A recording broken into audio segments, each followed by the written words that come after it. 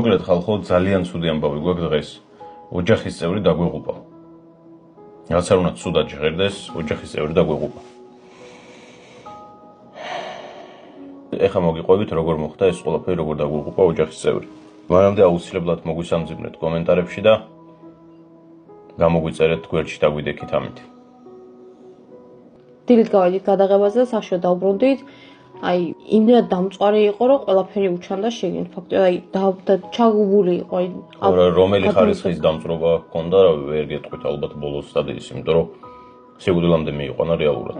ყველაფერი ვიცადეთ აბსოლუტურად, რაღაცნაირად ამ გამოგვეცოცხლებინათ, გვეგონა საერთოდ გათიშული ან ხო არ ძინავს ან ხო რაღაცას გავსი, მაგრამ იმდენად აფექტის მდგომარეობაში ვიყავით, მოკლედ ვერაფერი ვერ უშველეთ, სასწრაფოს გამოძახებასაც კი არ ჰქონდა უკვე აზრი. იმდენად ცუდ მდგომარეობაში იყო, რომ მოგვიწია პირდაპირ დაკრძალვა. ძალიან რთული სიტუაცია არის და არ ვიცით უბრალოდ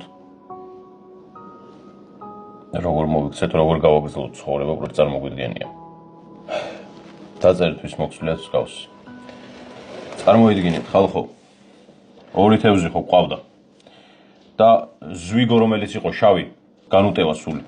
დღეს დაიწუღა თავისივე აკვარიუმში. და რატო იცით? განიმოში ზოომაღაზია როა თევზები რო ყავთ, არაპროფესიონალები არიან, აი როგორ იცით, აი ძაღლი რო გიკვდებოდე და მიდიოდეთ, დარიშხანს გამოგატანს, რომ არაფერი არ მოუვა, უშვერისო და მე მოკვდება. თურმე არ შეიძლება, ისეც კვდება, ხო ხედავთ, აღარ მოძრაობს, მოკვდა ბიჭო. არ შეიძლება, თურმე ისეთ პატარა აკვარიუმში და იმან, კაცო როგორ არა, 1 თევზი 2 ლიტრაში. ისე კაცო ცოცხლობს რა და მე კიდე მართლა მთელი დღე ვტირი ვარ, იმიტომ რომ თევზი დავკარგე. და ეს თევზი მოკლედ უნდა გავუშვათ. თბილისის ზღვაზე. იმედია იცოცხლებს იქ მაინც. ხო.